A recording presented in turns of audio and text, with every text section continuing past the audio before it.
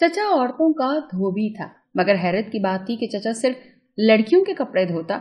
रात होती तो चाची को अजीब इशारा करके धुले हुए कपड़ों में से कोई कपड़ा लाने को कहता। मैं चाची को देखती तो शर्म से नजरें फेर लेती। अगले महीने मेरी शादी थी। चाची से इस हरकत का पूछा तो कहने लगी, तुम बच्ची हो, सब्र करो। अगले रोज मैंने चाची को काम में मसरूफ करके वो मखसूस कपड़ा निकाल कर देखा तो मेरे होश उड़ गए। मेरा नाम सुंबुल है और मेरी उम्र 22 साल है। अगले महीने मेरी शादी होने वाली है। मैं अपने चचा और चची के साथ रहती हूँ। मेरे अब्बा नहीं है, जबकि अम्मा अब्बा की वफात के बाद से जहनी मर्ज में मुब्तला हो चुकी हैं। वो घर के कोने में पड़ी रहती हैं। उन्हें किसी से कोई सरोकार नहीं। आज मैं अपनी जिंदगी का जो वाकया सुनाने जा रही हूँ वो इस कदर दिल खराश है कि कुछ पल को तो आप भी लरस जाएंगे। मैं 7 साल की थी जब अब्बा इस दुनिया से चले गए। अम्मा अब्बा दोनों में बहुत मोहब्बत थी और दोनों एक दूसरे के बिना रह नहीं सकते थे। लेकिन न जाने कब अब्बा को नशे की लत लग गई। ये अम्मा को बहुत बाद में पता चला, जब पानी सर से गुजर गया। अब्बा ने अपना सब कुछ नशे में लौटा दिया। हर वक्त नशे में धुत रहने की वजह से अब्बा की नौकरी चली गई, क्योंकि वो ठीक से ध्यान नहीं दे पाए। अब्बा एक पढ़े लिखे खूबसूरत नौजवान थे। अम्मा उनसे बहुत मोहब्बत करती थी।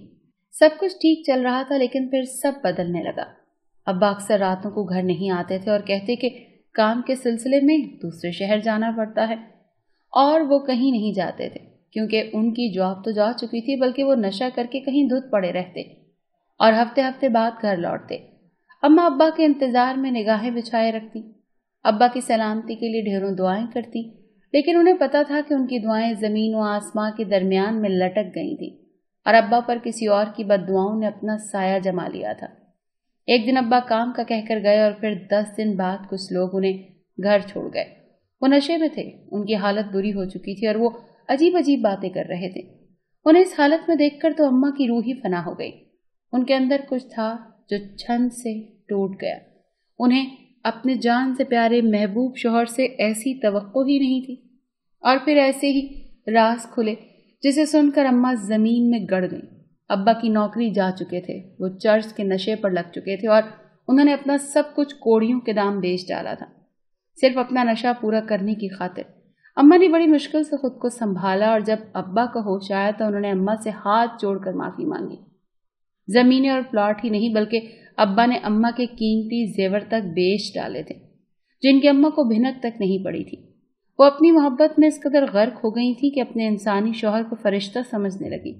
लेकिन ये कांच का ख्वाब जब टूटा तो हकीकत इतनी बुरी थी कि अम्मा इस कांच से लहू लुहान हो गई। लेकिन वल्लाह अम्मा की मोहब्बत में कमी ना आई।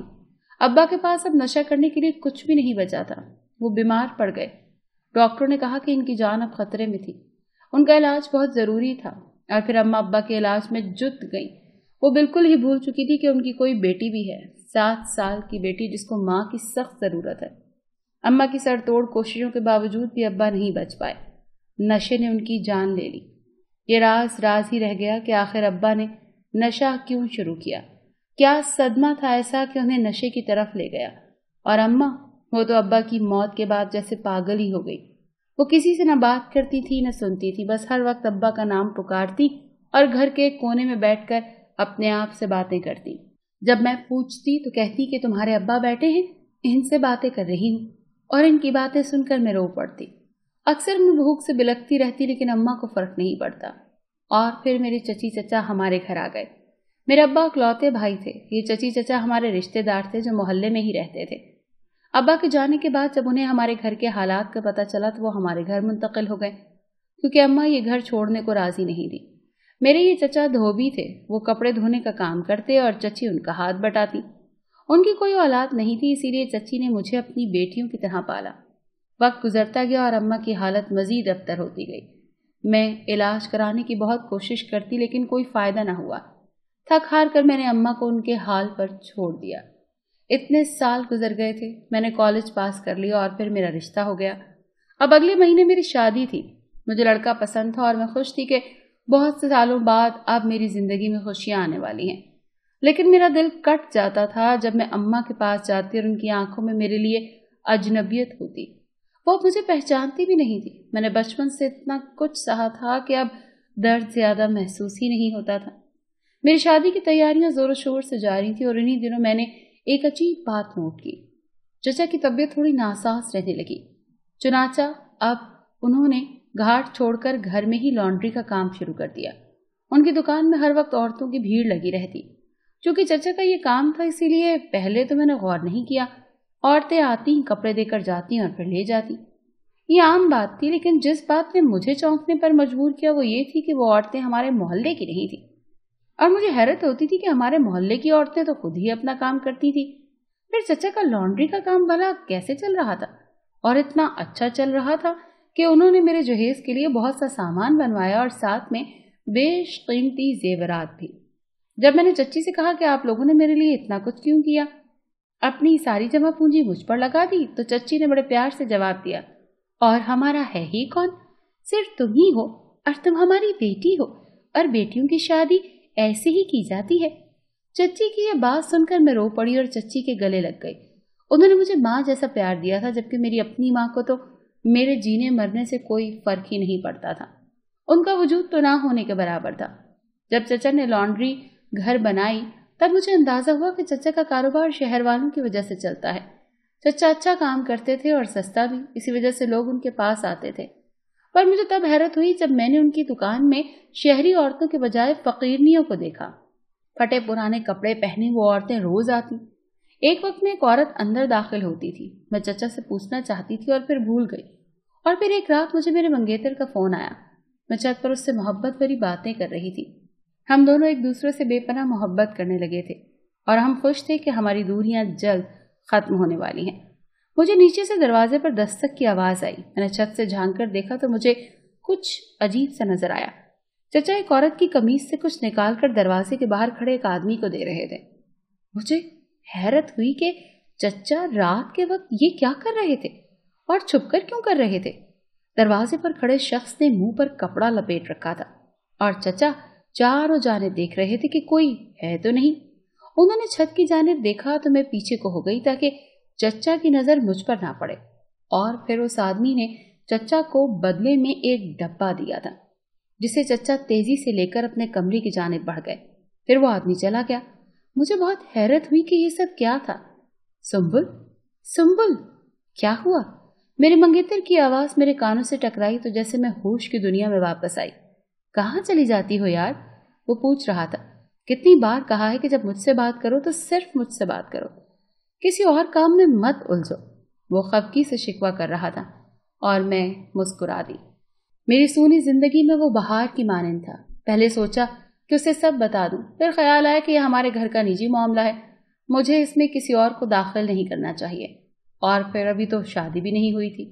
اور پھر یہ سلسلہ رکا نہیں، چلتا ہی گیا۔ دھلے ہوئے کپڑے اکثر صحن میں سوکھے ہوئے ہوتے، ہفتے میں ایک بار وہ شخص آتا، وہ ایک ڈبہ دے کر جاتا اور چچا اسے عورتوں کے دھلے ہوئے کپڑوں سے کچھ نکال کر دے دیتے۔ لیکن چچا یہ رات کے اندھیرے میں چھپ کر کرتے اور صبح ان کی دکان پر عورتوں کا میلہ لگا ہوتا۔ کمال بات یہ تھی کہ ان کی دکان پر صرف عورتیں ہی آتی تھی، میں نے کبھی مرد گاہک کو نہیں دیکھا اور نہ ہی کبھی کسی مرد کے کپڑے دھلنے وہاں آتے تھے۔ اور پھر ایک دن میں بازار سے لوٹی تو اماں گھر پر نہیں تھی۔ میں نے انہیں ہر جگہ ڈھونڈا، چچی، میں اور چچا ہم سب پریشان ہو چکے تھے، لیکن اماں کا پتہ ہی نہ چل سکا، جانے وہ کہاں غائب ہو گئی تھی۔ اور پھر مجھے میرے ماموں کا فون آیا، اماں اپنے مائکے میں تھی۔ مجھے بہت حیرت ہوئی کہ اماں وہاں کیسے پہنچ گئی۔ ماموں نے کہا کہ تمہاری اماں کچھ دن ہمارے پاس ہی رہیں گی، تمہاری شادی والے دن ہم اسے اپنے پاس لے آئیں گے۔ یہ سن کر مجھے سکون کا سانس آیا کہ چلو اماں محفوظ جگہ پر تھی، اور اتنے سالوں میں پہلی بار وہ گھر سے باہر نکلی تھی۔ اور پھر اس دن شام میں ایک گاڑی آ کر ہمارے دروازے پر رکی، اس میں سے ایک عورت اتری، وہ سیدھی چچا کی دکان پر گئی۔ بڑی گاڑی دیکھ کر چچا کی زبان باہر آ گئی۔ اس عورت نے ساڑی پہن رکھی تھی، خوب میک اپ کیا ہوا تھا، آنکھوں پر کالا چشمہ لگا رکھا تھا جسے اس نے دکان میں جانے کے بعد بھی نہیں اتارا۔ چچا اس عورت کی شخصیت سے مروب ہو گئے۔ مجھے محسوس ہوا کہ میں نے اس عورت کو کہیں دیکھا ہے۔ میں نے چھپ کر ان کی باتیں سننے کی کوشش کی۔ وہ عورت چچا سے کہہ رہی تھی کہ وہ ہفتے میں 2 بار آئے گی، اسے ایک نمبر مال چاہیے، اور چچا نے اسے ایک چھوٹا سا ڈبہ دیا اور بدلے میں وہ چچا کو نوٹوں کا ایک پورا بریف کیس دے چکی تھی۔ میری تو آنکھیں حیرت سے پھٹی کی پھٹی رہ گئی۔ اب میری چھٹی حس کہہ رہی تھی کہ ضرور کوئی گڑبڑ تھی۔ میں نے چچی سے پوچھنے کا فیصلہ کیا۔ میری بات پر چچی ایک پل کو تو گھبرا گئی और फिर कहा कि ये बड़ों की बातें हैं, तुम अभी बच्ची हो, शादी के बाद तुम्हें सब पता चल जाएगा। लेकिन मैं जान गई थी कि वो सिर्फ मुझे बहला रही हैं। और फिर रात होते ही मैं छत पर पहुंच गई, अपने मंगेतर को फोन मिलाया और उसे सब कुछ बता दिया। उसने सुनकर कहा, ये तो वाकई परेशानी वाली बात है, लेकिन जब तक पता न चल जाए उन कपड़ों में क्या है तब तक कुछ किया नहीं जा सकता। दरअसल चचा रात के वक्त ही कपड़े सुखाते थे और सुबह मेरे उठने से पहले उतार लेते, और वो कपड़ों पर महंगा परफ्यूम भी छिड़कते थे। और फिर वही हुआ जो अक्सर होता है, दरवाजे पर वही आदमी आया जिसका मुंह छुपा हुआ था। सेहन में कपड़े सूख रहे थे, चच्ची सेहन में खड़ी थी। चचा के इशारे पर उसने कपड़ों से एक एक कपड़ा निकाला था। मैं गौर से उन्हें देख रही थी और फिर एक कपड़ा नीचे गिर गया। चच्ची को पता न चला। जब वो एक डब्बा लेकर अपने कमरे में चले गए तो मैं नीचे उतरी और उस कपड़े को उठाकर अपने कमरे में ले आई। उस कपड़े में कुछ था और उसे इस अंदाज से स्याह किया गया था जो औरतों के पर्सनल कपड़े की शक्ल इख्तियार कर गया था। मैंने जल्दी जल्दी उस कपड़े को फाड़ा और अंदर से पाउडर से निकला, और फिर जब मुझे समझ आया तो मेरे हाथ से छूटकर नीचे जा गिरा। दरअसल वो चर्च थी, यानी चच्ची और चचा नशा बेचते थे। मैंने मुंह पर हाथ रखा। इससे पहले कि मैं कुछ करती मेरे सर पर किसी ने जोरदार वार किया और मैं लड़खड़ा कर गिरती चली गई। जाने कब आंख खोली, सर फोड़े की तरह दुख रहा था। जब देखा तो चचा और चच्ची सामने खड़े थे। उन्होंने मुझे बांध रखा था। हमने सोचा था तुम्हारी शादी करके यहाँ से चले जाएंगे, लेकिन तुमने खेल बिगाड़ दिया, चचा ने गुस्से से कहा। तुम लोग इतने घटिया काम कर सकते हो मैं सोच भी नहीं सकती थी, मैं चिल्लाई। और मेरे चिल्लाने पर चचा ने आगे बढ़कर मेरा मुंह बांध दिया और चच्ची जल्दी जल्दी पैकिंग कर रही थी। मैंने उनकी आंखों में खौफ देखा था और नागवारी भी। वो शायद कि काम नहीं करना चाहती थी। ये सालों की मेहनत है मेरी। तुम्हारे बाप को मैंने ही नशे पर लगाया था ताकि उसका सब कुछ हत्या सकूं। हमारे पास तो कुछ भी नहीं था और आज सब कुछ है। अब मुझे सब समझ आ गया। मेरी आंखों से आंसू बहने लगे। वो इतने लालची थे, आज पता चला। इरादा था कि तुम्हें रुखसत करके सब समेट कर यहाँ से चले जाएंगे, पर अफसोस आज ही जाना पड़ेगा। और तुम्हें, चचा की आंखों में वहशत उतरी, तुम्हें मरना होगा ताकि हमारा राज राज ही रह सके। वो गला दबाने के गर्ज से आगे बढ़े तभी दरवाजा झटके से खुला। दरवाजे में पुलिस खड़ी थी। खबरदार, कोई हिलने की कोशिश न करे। उन्होंने चची और चचा को गिरफ्तार कर लिया। उन्हें सारे सबूत मिल गए थे क्योंकि कमरे में बहुत सी चर्च और पैसे थे।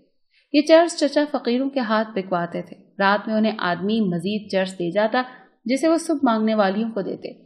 चचा गिरफ्तार हो चुके थे और फिर मैंने उस दिन वाली औरत को देखा जो साड़ी पहनकर आई। उसने अपना चश्मा उतारा और मेरे पास आई। संबुल, उसने मुझे पुकारा और मैंने बेयकीनी से उन्हें देखा। वो मेरी अम्मा थी जो बने सवरे रूप में पहचानी ही नहीं जा रही थी। मैं तड़प कर उनके गले लग गई। अम्मा ने बताया कि उन्होंने एक दिन चची चचा की बातें सुन ली थी जब वो इस घर में आए थे, लेकिन कोई सबूत नहीं था। चुनाचा उन्होंने अपनी पूरी जिंदगी पागल बनकर गुजार दी कि कब सबूत हाथ लगे और वो अपने शोहर के कातलों को उनके अंजाम तक पहुंचा सकें, और उन्होंने कर दिखाया। मेरी अम्मा पागल नहीं थी, वो मुझे वापस मिल गई थी। मेरे लिए ये किसी मौजिज़े से कम नहीं था। मैंने सजदे में गिरकर अल्लाह का शुक्र अदा किया था कि सब कुछ ठीक हो गया था।